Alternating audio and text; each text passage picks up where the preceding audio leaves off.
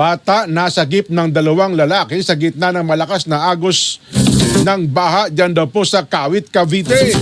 Magbabalita naman, Manny Del Luna. Manny, good morning.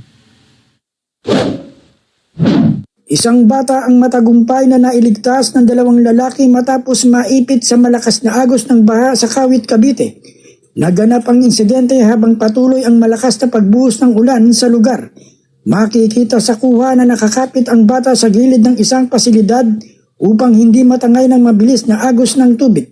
Sa kabila ng panganib, agad na kumilos ang dalawang lalaki at maingat na nilapitan ang bata na matagumpay nila itong naihahon at nailayo sa rumaragasang baha. Nagpaalala ang otoridad sa publiko na mag-ingat at iwasang lumusong o manatili sa lugar ng may mabilis at malakas na agos ng baha, lalo na sa panahon ng matinding pag-ulan. Manny Del Luna para sa 100% balita.